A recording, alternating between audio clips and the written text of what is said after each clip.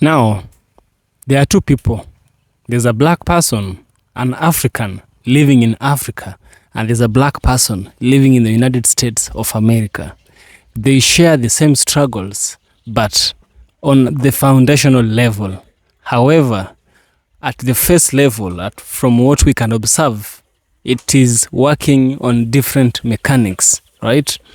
The mechanics that I'm speaking about is the challenges that face black people. In United States of America, racism, which is the main challenge of black people, is systemic. Is systemic down to the individual. Remember, the fish starts rotting from the head, right? So it's the systemic to the individual, and the government itself has allowed for that, right? But in South Africa, racism is different, right? Apartheid was never practiced in USA. Maybe it was worse, but in South Africa we had apartheid, right? And also in South Africa, I don't think racism is systemic. It is individual, but not systemic, right? So a sister came up front and she shared a very, very powerful testimony and a very, very powerful advice and the differences between racism in South Africa and racism in United States of America. I want us to listen to them. I shall get back by the end of the video, of course, where we shall also have a deep critical analysis. Okay, I'm gonna explain why this is so odd to black Americans, because see, black culture, which is our culture, black culture, and when I say our culture, I mean black American culture. Black culture, that goes against everything black culture is. That goes against everything black culture is, and that's why when you see black Americans in shock over some blacks, not all of them, but some black South Africans actually loving white people being racist toward black Americans, it's we don't know what's that, because that's against our culture. That's that's probably one of the top 5 rules. Like, no. So I'm gonna give an example. This is how deep it goes. Like, okay, so let's say, for instance, the transatlantic slave trade, right? Let's say the Portuguese didn't go to Africa. Let's say the Portuguese came over to the North America, right? And let's say North America was full of black Americans, right? Full of black Americans, right? And they were like, hey, we want to take some of the black Americans from the West Coast. Can y'all go get some for us, right? And we want them to come over here because we found this land called Africa, and we want to go over here, and we need that. We need some of y'all workers to come over here and build it. Okay, we need some of them. Black Americans at that point would have been like, who you? Who you? We ain't going to get nobody for you. Matter of fact, since you here, you want to work for us? See, that's how it go down, see? Because what you're not going to do is tell us to go get somebody. No, because we us over here. We us. We us. No. And if, in fact, you want to help us to help you build something over there, we going to get half or more. Okay, as a matter of fact, since you coming over here to get some help, how about we all go over there, right? And since you can't do it on your own, we gonna take 80% of what we gonna own 80% of that over there. How about that? Or you can just leave and don't come back. Like, that's how that junk gonna go. That's how black culture set up. That's exactly how black culture set up. Because you're not about to come through and tell me what the flip. You gonna come and want me to get my people and then leave us with no folk over here. No, that's not what's gonna happen. So that's why it's weird. Because that's no. That's just not how that go. That ain't how it work down. Like, what? So that's why Black Americans, we kind of looking like, what? Because this is a new thing for us. Like, this is a new thing. We had no idea. Well, actually, we did. We just forgot. Because it was back in the day when African traders had business deals with European traders in the first place. So I guess it's been a very, very long time. But it's not off the wall for this to happen, because it happened to our ancestors. It happened to our ancestors. So I guess it's just looking at face to face to see South African people banding together with white. Oh my gosh. South African people banding together with Europeans against somebody they don't like. That's exactly what happened during the transatlantic slave trade. Except South Africa didn't participate in the transatlantic slave trade. But that's something similar to what happened during the transatlantic slave trade. Oh my gosh, it just hit me. It's not new. It's just that we don't, as African Americans, we don't do it. We don't do that. And I guess it's because we were on the opposite end. And so our culture, we aren't built to do that. Our culture is built to stand strong together. Like, boom. That's our culture, to stay. You know what I'm saying? But I guess that's a lot of places that must still be like that. Oh my gosh.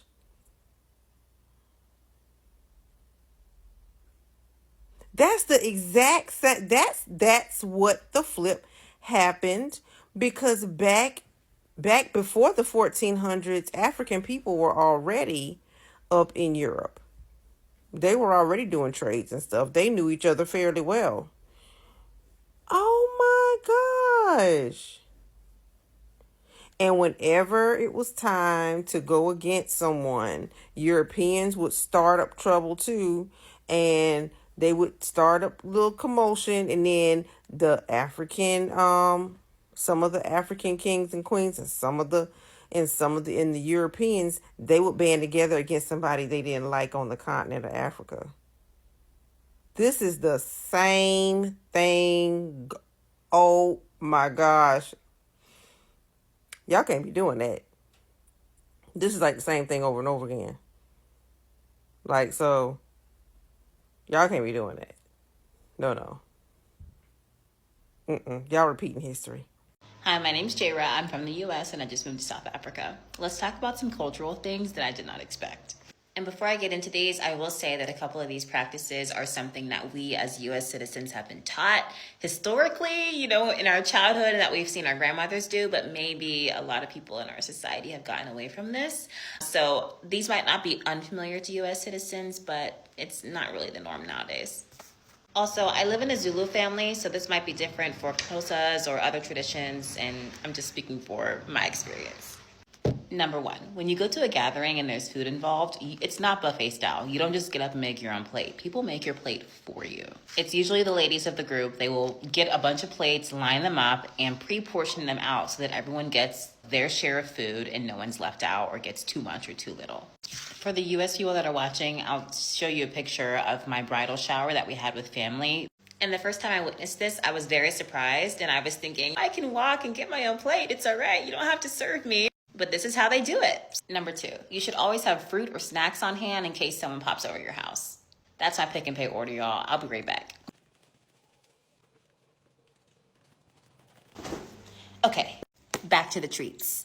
If someone is visiting you, if someone's doing work in your house, putting out treats like cookies, biscuits, or fruit, and juice, Coke, like this is something that is normal and even expected. For instance, we went over a friend's house a couple months back, and she instantly, once we got in there, she offered us Coke. She starts cutting up fruit for us. She puts out some treats for us. She just made us feel so welcomed, and like she really wanted us to be there. It was wonderful. And I think the reason why I was surprised is because one, she didn't expect us to be there, and two, we weren't staying long. So like, It was just a wonderful example of hospitality. And for the US people that are saying, this is totally normal, you don't put treats out whenever people are coming over or someone's doing work in your house. Yes, I do. Because I like hosting. I like to have food on hand and feed people. But this isn't just something that good hostesses do. Literally everyone, as a culture, you will get fed when you go over someone's house. And that's the difference. In the US, it's either hit or miss. You might not always get this kind of treatment. Number 3. Men get served first, or the oldest person in the family gets served first. So when these gatherings are happening and the people who are serving are giving out the plates, they will usually first give it to the oldest man in the family, or if the grandmother's the oldest, then they'll give it to the grandmother of the family, and then the men, and so on. And that was very interesting to me. In the US, usually we'll make our husband's plate or our boyfriend's plate, or the man of the family will get his plate. Yes, in certain families and in certain parts of the country, we do have that kind of respect for our elders, but I wouldn't say it's a whole cultural phenomenon of the eldest person in the family, and then the men, and then the older women, and then the women, and then the children. It's not that, you know what I mean? So I would just say that South Africans really value and understand the importance of hospitality. Whether you have a little or you have a lot, they put some serious emphasis on sharing and respect, which I have come to really appreciate. So if you want to hear more about my experiences living in South Africa, follow along.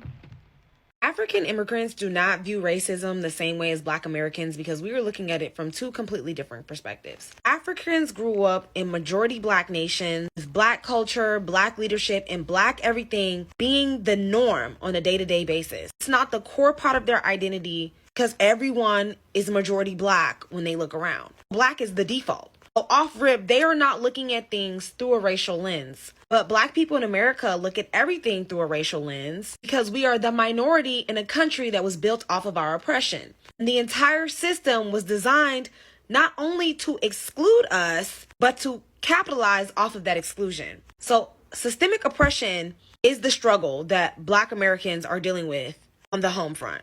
Struggles that people are dealing with in Africa are due to a failing or underdeveloped system. Poverty, corruption, lack of opportunity, economic instability, which is really the legacy of colonialism and neocolonialism. So in their minds, they see America as having a functioning system. They see America as full of opportunity compared to back in Africa. So they come here and they focus on individual advancement, where Black Americans see the system as being historically and currently rigged against us. We are not immigrants. We are people from whom the system was explicitly built to oppose. They often see racism as individual prejudice, personal act of meanness or ignorance that can be overcome or ignored on their path to success. Where Black people understand that it is systemically embedded feature of law, institution, and economic that create a barrier far beyond individual prejudice. And I think a lot of the disagreement comes from not understanding what something means to be systemic. When something is systemic, a pattern behavior or a culture that is repetitive that many people are perpetuating. Because there are many people in America who are racist and have anti-Black sentiment, and they encompass various positions and roles in America, it makes racism systemic. The system is not a machine, but the individuals who make up the machine. Since so many people are racist, the issue is systemic. They have embedded their personal prejudices into the system. Not only that, are passing down this ideology to their offspring, which makes it more systemic. Anyways, so because of the hurdles that they faced back home, they often see what Black Americans go through as trivial or frivolous, or not as hard as compared to what they went through back home. That's where the ideology that Black Americans are lazy comes from, because they face national systemic instability in their homelands. But what they are not understanding is that what Africa is going through is a core function of systemic racism. It is systemic racism on a global scale. Systemic instability for Black Americans is internal. It's redlining, it's mass incarceration, it's police brutality, it's education inequity. But for Africa, it's the deliberate underdevelopment of the entire continent that is primarily populated by Black people. It's the European powers carving up the continent with no regards for ethnic, linguistic, or cultural boundaries, and the creation of artificial nations primed for internal conflict. It's the exploitation used by Western corporations and financial institutions like IMF and the World Bank, pillaging resources and dictating economic policy through debt. This is economic racism on a global scale. The ideology that justified slavery in America, the belief in white supremacy, and the inferiority of black people is the exact same ideology that justified the colonization of Africa. Africans say, I came over here and succeeded, why can't you? They are comparing overcoming poverty caused by global anti-racism, anti-blackness, i.e. colonialism, to the Black American experience of overcoming poverty by domestic anti-Black racism. We are battling the monsters created by the same beast, white supremacy. One monster was unleashed abroad to destabilize and plunder nations. The other was built at home to control and exploit the population. Defeating one does not mean the other does not exist. It just means you're fighting in a different arena. Anyways, if you're new here, welcome. Almost my entire page is dedicated to deconstructing white supremacy. And this particular topic is the foundation of a new theory that I'm working on called the diasporic division stratagem. And this video is already too long, but I already have an entire playlist dedicated to it, and I will be expanding upon it soon. But basically, the gist of it is white supremacy created all of this friction between Black Americans and people of the diaspora so that we would never come together and fight global white supremacy. But we actually have more in common than we have apart. And our main fight will always be against white supremacy. And I want us to always remember that. The craziest part about this is that colored in South Africa and Black in America are the most similar to all the Pan-African identities. Colored people are an amalgamation of different races and ethnicities, the same as Black Americans. We used to be called colored too. I think that's what a lot of people forget, that Black people were colored at once too, except the switch just never made it to South Africa. But Black in America and colored in South Africa is the exact same thing. There is no such thing as a monoracial Black person in America. The average Black person has 12% European DNA. A lot of us have Native American, so there is no such thing as a monoracial Black person. We're an amalgamation of 1,200 ethnicities. So in America, a colored person would be Black. He's probably not Black in Africa because Black people in Africa have mono-ethnic, monoracial identities, but that is not true here. So I hate when Black people from Africa come over here and be like, why do y'all call y'all mixed race people Black? Because they're Black by American standards. This ain't Africa, boo. We know who our people are. All of our people are American descendants of slaves, period. They are descendants of slaves, they Black. It's no fucking questioning that. And we not finna fucking change it just because a bunch of motherfucking people are coming over here that ain't us. We can't go to Africa and change what it means to be Black and colored, so why the fuck do y'all think y'all could come here and change it? Anyways, Black and color, same thing. Same thing in America. Let me show you another side of America. And this is especially for the Afrikaners that's really thinking about taking that refugee status and thinking you might have a better chance in life. But no one has told you about the other side of America. Because remember, when you go in there, you have to start right at the bottom. So this really gives you a chance to rethink about lying on that application that you are prosecuted because of your race.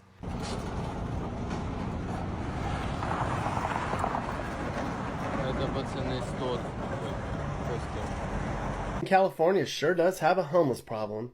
Driving around town, there's homeless encampments all over the place. They're on the sides of the roads and dirt lots. There's long stretches of them on sidewalks. Some are in tents, some are in RVs, some are actual encampments with makeshift structures where hundreds of people gather into communities. It's estimated there's about 5,000 homeless individuals throughout the city. I am equally, if not more so. From a Black person's point of view, the primary difference between racism in the United States and South Africa lies in the directness and the visibility. South African racism, especially during apartheid, was characterized by blatant, legalized oppression, while American racism is often described as more subtle, systemic, and covert. Here is a breakdown that I researched. First of all, we have the open enemy versus the hidden enemy. I don't know if you can remember, but by the beginning of the video, I told you that in America, the fish starts rotting from the head. What I mean is that racism starts from the government, and now it's called systemic racism, very much open. However, in South Africa, it's different. It's an individual racism. It's like the fish starts rotting from the tail. So, South Africa racism is overt. It's hidden. Now, during apartheid, racism was explicit.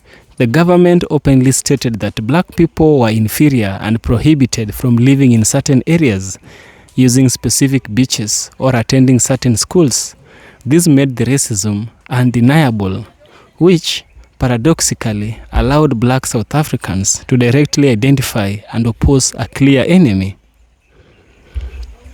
Racism in USA is covert. In South Africa, it's overt.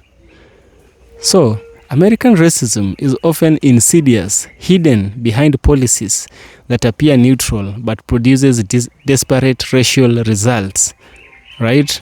E.g. housing, redlining, unequal school fundings, or implicit bias in hiring. So, racism in South Africa, it's open, but in America it's hidden, but it does exist. You see, a black person in America may spend time investigating or proving that an experience was racist, whereas in apartheid South Africa, the laws made the racism obvious. Second, we have the demographic power dynamics. South Africa, majority ruled by minority. Black people constitute a vast majority in South Africa, yet they were oppressed by a small white minority because they were the majority. The apartheid regime had to create an extremely rigid, brutal, and physical system of control, police brutality, and pass laws to maintain power. In USA, minority is ruled by majority. Black people in USA are a minority in a predominantly white society. The oppression here is often maintained through institutional, economic, and social systems, rather than the daily, direct physical coercion of an entire population by a small minority. So you've gotten the difference. The demographics dynamics shift. In America, we have more whites than blacks, and so the majority controls the minority. In South Africa, it's different. The minority controls the majority. So here is some things here is something you need to understand based on historical context. The natives versus descendants. South Africa, indigenous suppression. South Africa and the indigenous suppression. Black South Africans are native to the land. The racism was a colonial tool to steal and exploit labor from a population that was already rooted in the territory. In USA, we have alienation and slavery. African Americans, in contrast, are descendants of enslaved people and are often socially perceived as not having a home country to return to. American racism is defined as a system of domestic alienation, where black people are treated as foreign or inferior within their own country, with the legacy of chattel slavery and Jim Crow defining the structural inequality. The fourth chapter is about the born free versus the systemic legacy. South Africa, in the post-1994, where they got their independence, while legally, racism ended in 1994. It persists in massive economic disparities, unequal education, and daily microaggressions, especially for the born-free generations, those born after 1994. We have the USA persistent inequality. In the US, despite legislative victories in the 1960s, A black person's experience is often defined by systemic issues such as disproportionate policy interactions, lack of generational wealth, and high rates of incarceration. Here is something you need to get under summary to ease in your understanding. South Africa racism is apartheid. American racism is racism. America is covert. South Africa is overt. This demographics, South Africa minority controls majority. In America is the opposite. You see, the nature in South Africa is territorial native oppression. In America, it is institutional domestic alienation. The experience fighting an open enemy in South Africa. The experience in America is proving the invisible